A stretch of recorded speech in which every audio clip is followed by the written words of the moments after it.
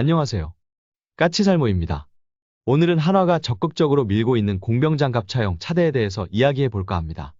제가 상당히 오래전에 로템에서 새로운 30톤급 차륜형 장갑차를 개발 중이고, 이 장갑차는 교량 장갑차를 개발하기 위해서 만들어졌지만 많은 파생형을 만들 거라고 했었는데요.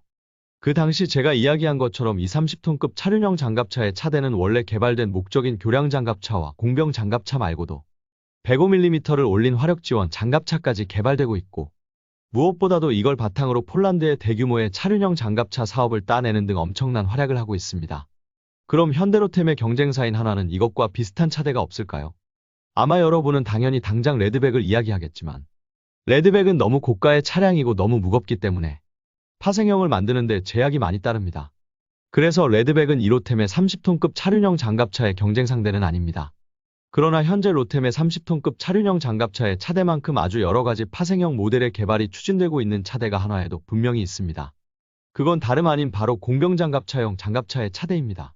제가 전에 K21 장갑차의 차대를 바탕으로 공병장갑차를 개발 중이라는 이야기를 한 바가 있죠.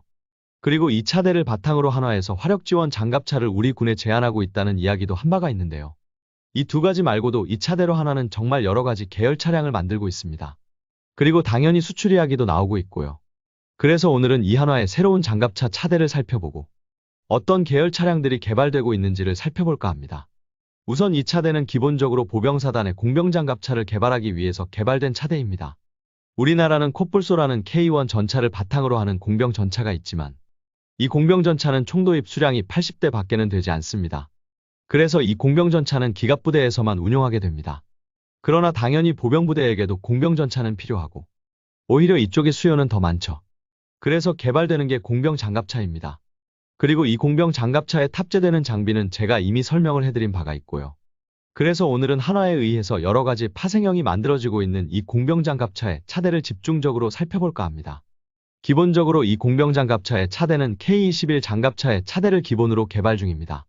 동력 시스템과 현가장치 등이 K21과 동일한 걸 사용하고 있습니다. 그래서 당연히 엔진은 K21과 마찬가지로 750마력이고요. 그러나 이 차대는 K21과 근본적으로 확연히 다른 부분이 있습니다. 그건 바로 차대가 알루미늄 합금이 아닌 철로 만들어졌다는 것입니다. 그래서 이 차대는 수상도하 능력이 없습니다. 그럼 수상도하 능력을 포기했으면 방어력이 대폭 높아지느냐라고 물으신다면 그건 아닙니다. 이 차대는 기본적으로 측면이 14.5mm를 방어할 수 있고 정면이 30mm를 방어할 수 있는 K21과 마찬가지로 기본 방어력은 동일합니다.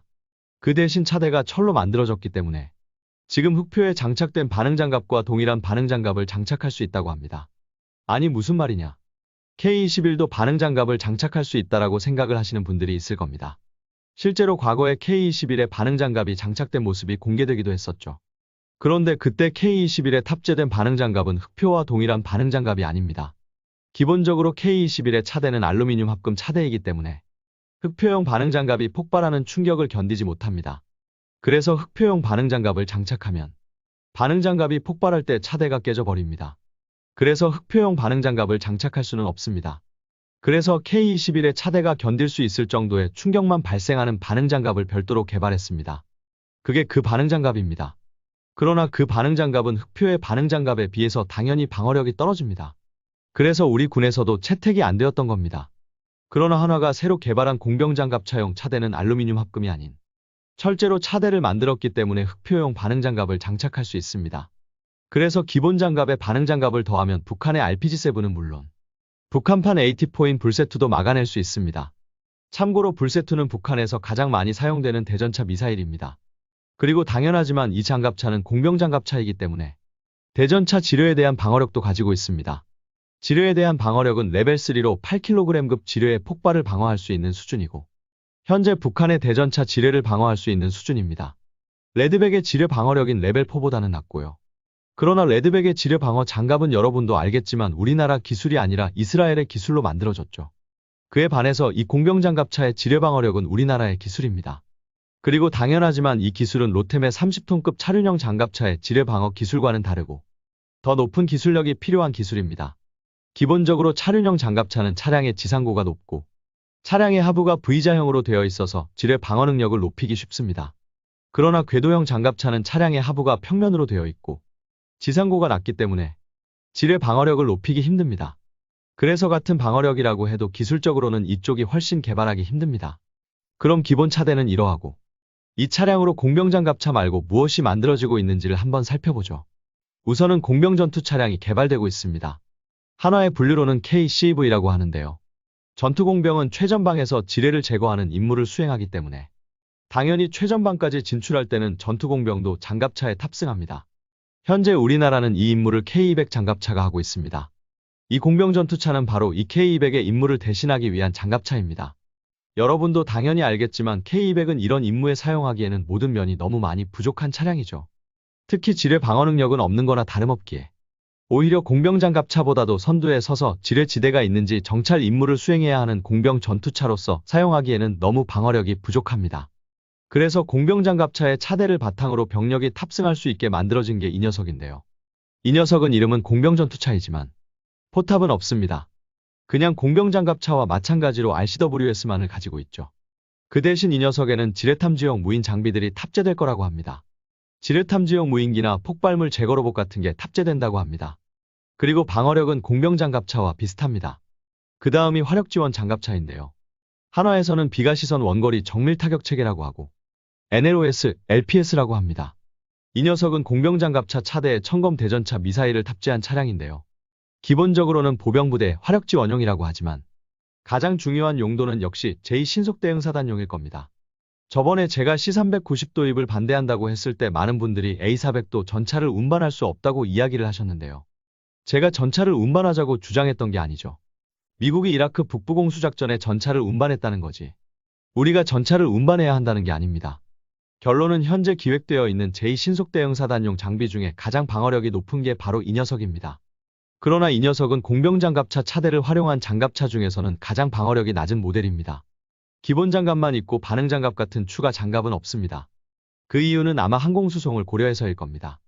그러니 당연히 좀 더 수송 능력이 높은 수송기를 우리가 도입할 수 있다면 이 녀석에도 더 많은 장갑을 장착하는 게 가능할 겁니다. C390은 최대 26톤을 운반할 수 있는 수송기이고 A400은 최대 37톤까지 운반할 수 있는 수송기입니다. 그리고 26톤급 장갑차와 37톤급 장갑차의 방어력이 같을 수가 없지 않습니까? 당연히 무게가 무거운 장갑차가 더 높은 방어력을 가질 수 있고 그리고 무엇보다도 우리가 A400을 도입하면 제가 앞으로 이야기할 한화의 경전차를 수송하는 것도 가능할 것입니다. 네, 지금 한화는 경전차를 개발 중입니다. KMPF라고 하는데요. 한국형 화력지원 전투차량으로 기본적으로 한화가 공병장갑차에 차대에 105mm 포탑을 올려서 개발 중인 차량입니다.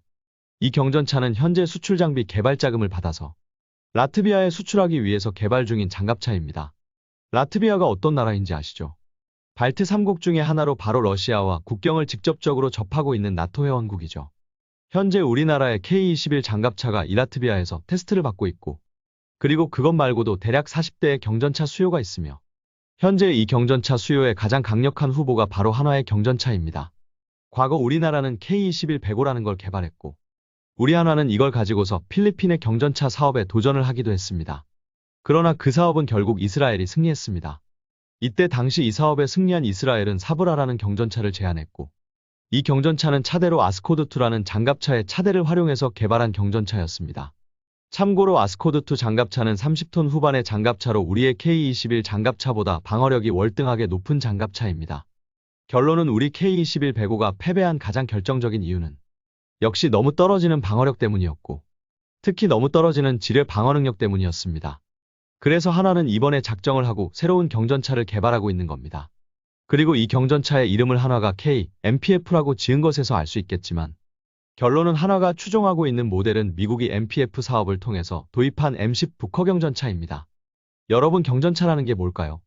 그건 역시 미국의 M10 부커에서 현대의 경전차의 정의를 찾을 수 있을 겁니다. 미국에서 이 부커를 도입할 때 강조한 게 부커는 절대로 전차가 아니라는 겁니다. 경전차는 적 전차의 포탄을 막아내고 적 전차와 화력전을 펼치는 게 목표가 아니라 적당한 방어력으로 적 보병의 대전차 로켓 정도를 막을 수 있으면서 우리 아군의 보병에게 충분한 화력을 지원할 능력을 갖추는 게 목표인 장갑차입니다. 그리고 지금 전 세계적으로 바로 이런 경전차 도입이 그 어느 때보다도 많아지고 있고 이 라트비아도 이런 나라 중에 하나입니다. 그리고 우리 신속대응사단에도 이런 경전차가 필요한 것이고요. 제가 왜 C390의 도입을 반대하는지 알겠습니까? 현재 우리나라도 바로 이런 경전차를 개발 중인 것이고, 한화에서는 우선은 라트비아에 수출하기 위해서 개발 중이지만, 궁극적으로는 우리 보병사단의 K1 전차를 교체하기를 원하고 있습니다. 그리고 바로 A400 수송기가 있으면 이 한화의 경전차를 공수하는 게 가능한 겁니다. 이 한화에서 개발하고 있는 경전차는 105mm 저압포를 장착하고 있고, 당연히 우리가 보유한 105mm 탄은 전부 사격할 수 있으며, 자동장전 장치와 포탑에 2발의 천무대전차 미사일을 장착하고 있습니다. 그리고 여기서 한 가지 이야기 드리면, 많은 사람들이 포발사 대전차 미사일을 도입해야 한다는 이야기를 많이들 하는데요. 포발사 대전차 미사일은 그 한계점이 너무도 명확한 무기입니다. 왜냐하면 포발사 대전차 미사일은 말 그대로 포에서 발사하는 것이기 때문에 미사일의 직경이 정해져 있습니다. 그래서 관통력이 떨어집니다. 실제로 이스라엘산 포발사 대전차 미사일 같은 경우도 관통력이 고작해야 500mm급에 불과합니다. 그래서 우리나라는 기술력이 없어서가 아니라 성능의 제약이 너무 많기 때문에 포발사 대전차 미사일을 개발하지 않고 이런 식으로 차라리 본격적인 대전차 미사일을 장착하는 걸 선호하는 겁니다. 그래서 이 경전차의 포탑에는 2발의 천검이 탑재되는 겁니다.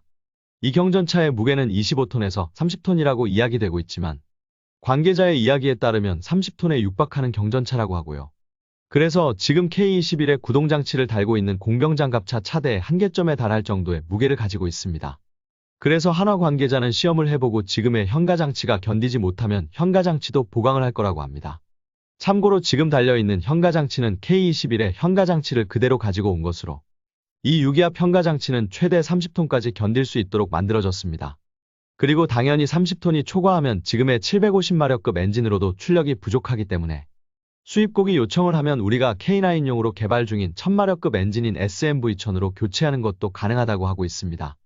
한마디로 지금의 무게는 어디까지나 K-21의 동력장치를 활용하기 때문에 이 동력장치가 견딜 수 있는 최대치일 뿐이고 도입국이 추가적인 방어력 요구를 한다면 동력장치를 변경해서 대응하는 것도 가능하다는 이야기입니다. 그리고 당연히 이 녀석은 앞에서도 이야기했지만 한화는 이걸로 우리나라의 K1 전차를 교체하기를 원하고 있고 결론은 현대로템의 차륜형 105mm 장갑차의 경쟁 상대가 될 것입니다. 한마디로 보병사단의 화력지원 장갑차의 역할과 그리고 우리가 도입하는 수송기의 종류에 따라서는 제2신속대응사단의 주력 화력 장갑차의 역할을 하게 되는 겁니다. 이 장갑차 차대는 K-21 장갑차의 차대의 수상주행 능력을 포기하고 수상주행 능력을 위해서 경량화를 하려고 도입한 알루미늄 합금 대신 철로 차대를 만든 것뿐입니다. 그럼에도 이 정도의 확장성을 보이고 있습니다. 한마디로 K-21 장갑차는 수상주행 능력만 도입하지 않았어도 이 정도의 확장성이 있던 차대인 겁니다. 그래서 저는 정말 오래전부터 K-21은 바로 수상주행 능력 때문에 문제가 된다고 이야기해왔고요. 그리고 당연히 이미 차대를 알루미늄 합금으로 만들어진 현재의 K-21에게는 이 정도의 확장성은 기대할 수가 없습니다. 그리고 과연 보병사단의 화력지원 장갑차의 승자는 누가 될까요? 분명한 건 궤도형 장갑차도 고무궤도를 도입함으로 인해서 기존의 단점을 상당히 극복을 한 상태입니다. 그래서 지금에 와서는 누가 승리할지는 모르는 거라고 보고요. 그리고 라트비아 수출이 성공하기를 기원해봅니다. 아마 성공할 겁니다. 왜냐하면 가능성이 높기 때문에 수백억의 자금을 들여서 개발을 하는 거라고 할 수 있기 때문입니다. 가능성이 높지 않았다면 우리 자금으로 개발을 하고 있을 리가 없죠. 어떤가요? K-21의 수상주행 능력을 포기하는 것만으로도 이런 일들이 가능하다는 게 대단해 보이지 않나요? 이상 영상 봐주셔서 감사합니다.